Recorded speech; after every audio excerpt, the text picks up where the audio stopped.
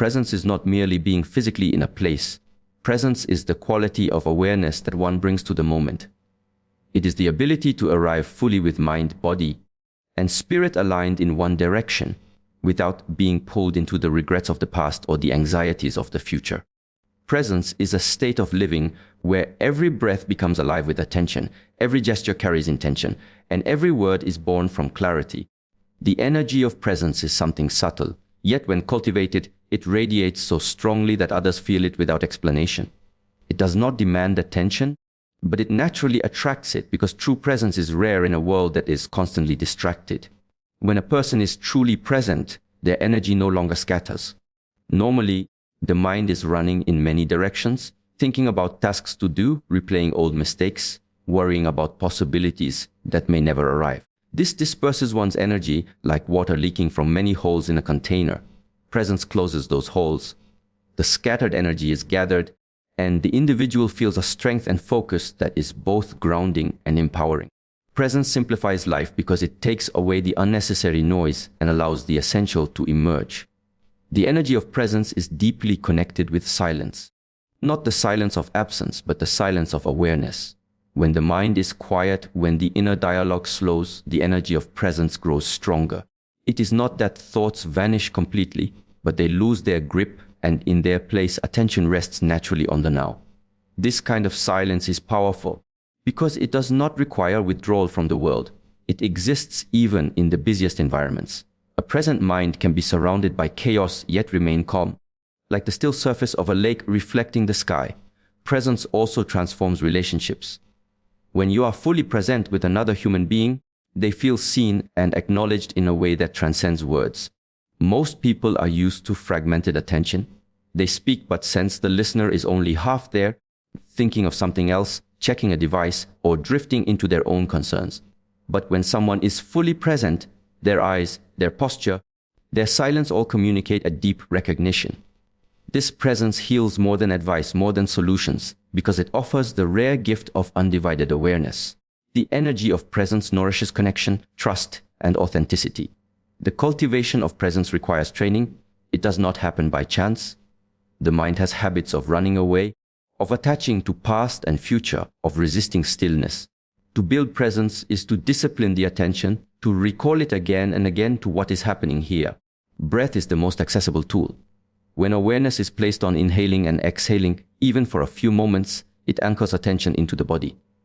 From this anchor, one can begin to expand presence outward, into sensations, into surroundings, into the tone of a conversation, into the subtle energy of the environment. Presence is also connected with energy conservation. When a person lives absent-mindedly, energy is wasted. Every distraction consumes attention, and attention is the currency of energy. By being present, attention is preserved and energy is directed with precision. This precision of energy creates impact. A single present action carries more force than many distracted ones. A single present word resonates longer than countless words spoken without awareness. This is why presence is not only a state of being but also a source of power. The energy of presence transforms the way challenges are faced. Normally, difficulties are magnified by the projections of the mind, imagining worst outcomes, exaggerating fears, replaying frustrations. But presence keeps attention on the reality of the moment, not the imagined scenarios. In this way, difficulties shrink to their true size. The present mind asks what is needed now, what can be done now. Energy flows into direct response rather than into unnecessary worry. This is not passivity but clarity in action. Presence also has a cleansing quality. Many carry hidden emotional weights, unresolved anger, disappointment, fear, that arise from dwelling on the past or fearing the future. When the attention rests in presence, these burdens gradually lose their hold. The body relaxes, the breath deepens, the mind becomes lighter. This release of tension is not forced. It is the natural result of bringing energy into the now. Presence allows healing to occur, not because it fights the past or resists the future, but because it withdraws energy from them. The energy of presence can be felt in stillness, but it can also be expressed in movement. Walking with awareness, eating with awareness, practicing any daily activity with full attention turns the ordinary into something profound. A single step walked in presence can bring more insight than hours of walking without awareness. A single meal eaten with presence nourishes not just the body, but also the spirit. Presence transforms life not by adding something new, but by illuminating what is already here. In essence, presence is the foundation for every other form of growth. Without presence, even discipline becomes mechanical, even wisdom becomes intellectual, even love becomes conditional. With presence, every quality deepens because it is no longer filtered through distraction or confusion. The energy of presence is like a flame, small at first, but with attention it grows brighter, warmer, and capable of illuminating everything it touches.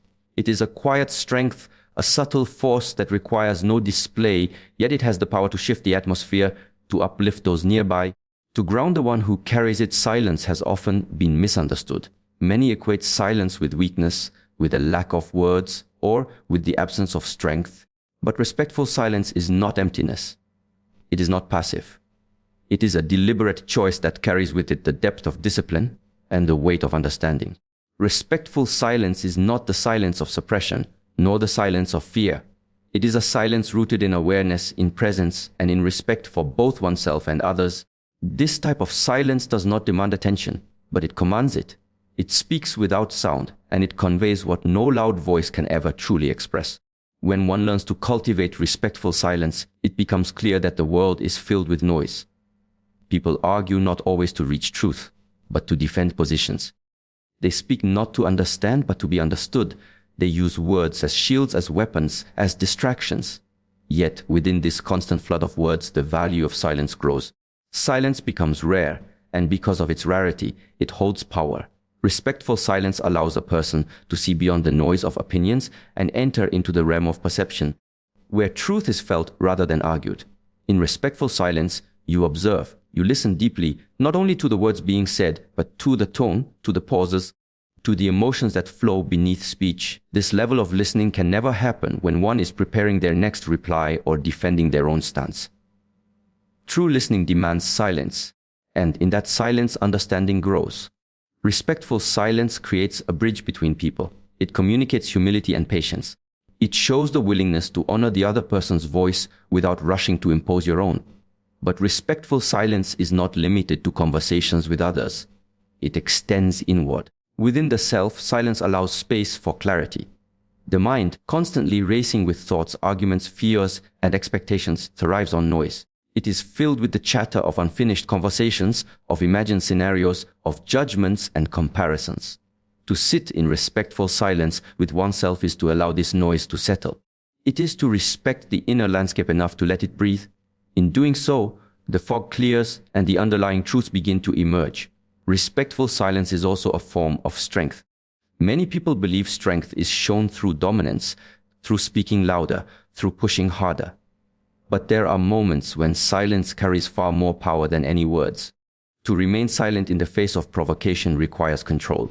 To choose silence when one's ego demands expression is an act of mastery. It does not mean that one does not have a response, but that one understands the value of restraint.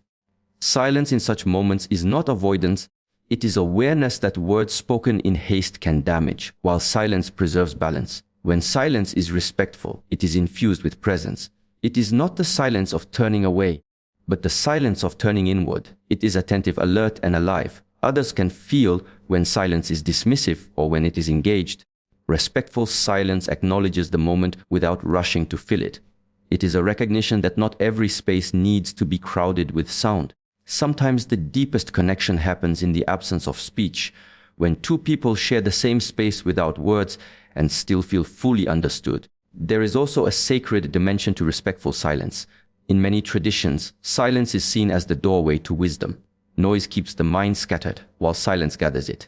In silence, the heart begins to speak. Respectful silence honors that which is beyond language.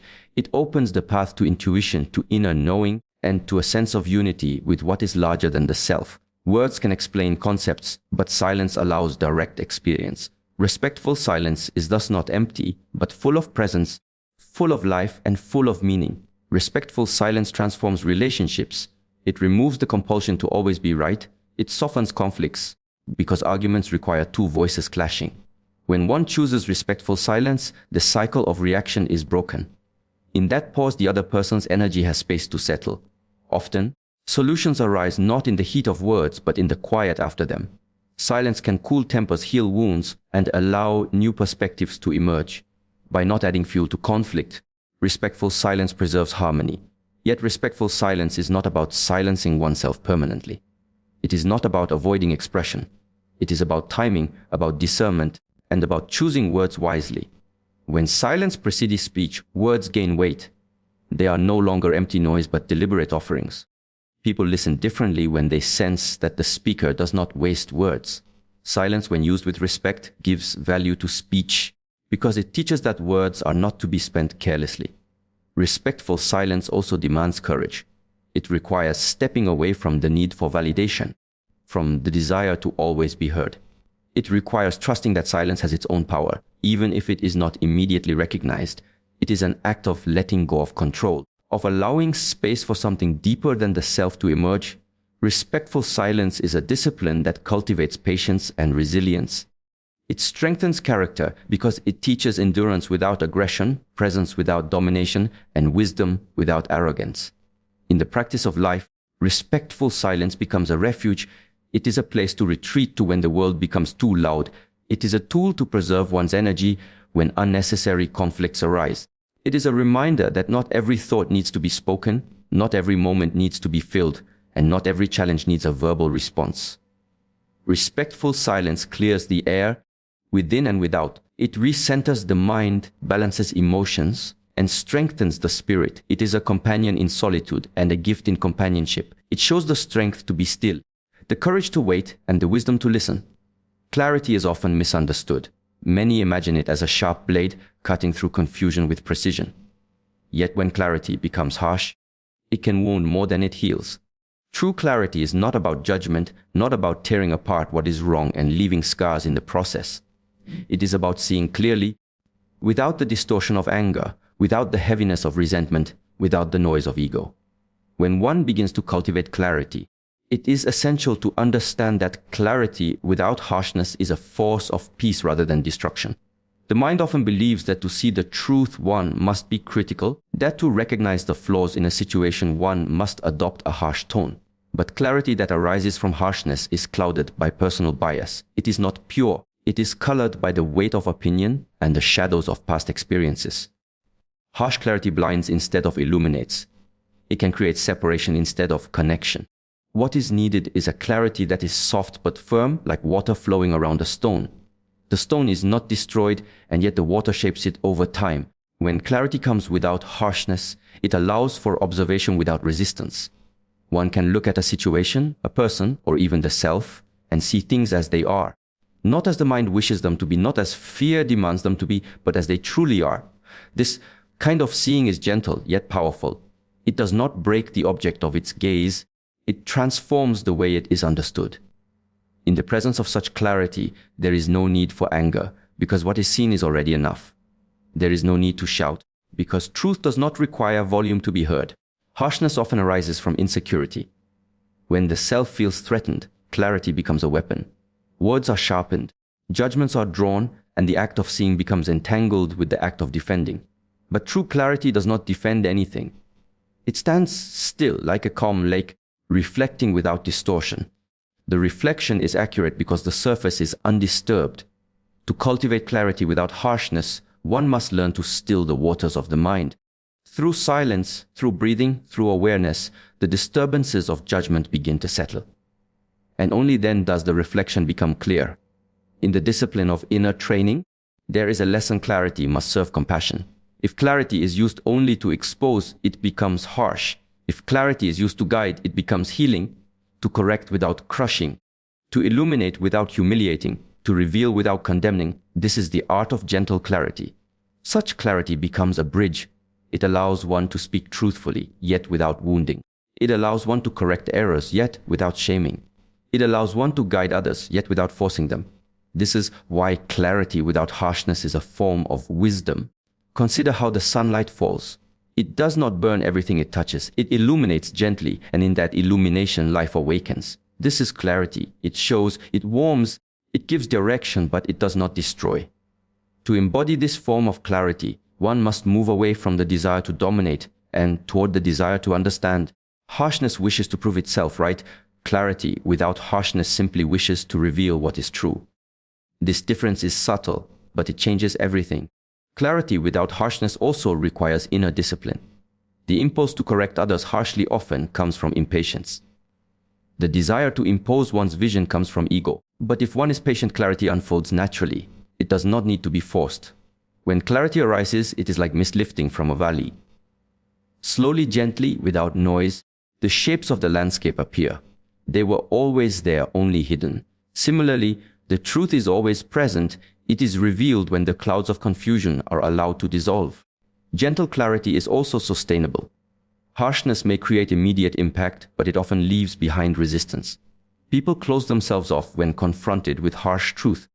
But when truth is spoken with softness, it enters without struggle. It plants a seed, and that seed grows. Harshness may cut a branch, but gentle clarity nurtures the roots. This is why those who carry clarity with compassion become natural teachers, even without trying. Their presence alone reveals what others cannot see, because their clarity does not injure, it liberates. The practice of clarity without harshness also extends inward. How often does the mind attack itself in the name of clarity? You should have done better. You failed here. You are not enough.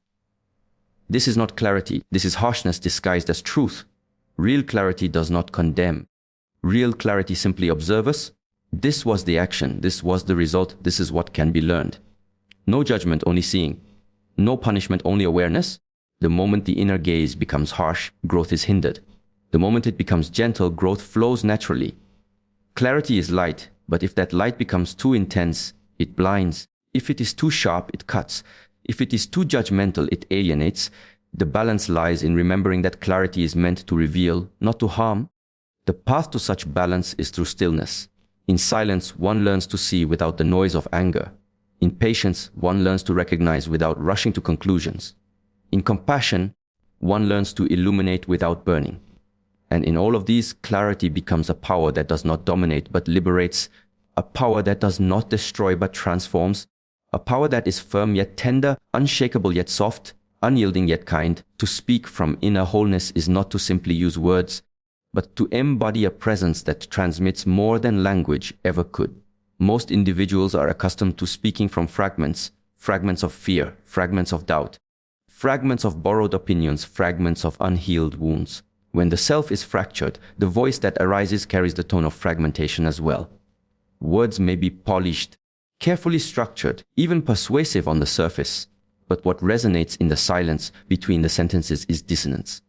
There is a subtle disharmony that the listener feels, even if they cannot explain it.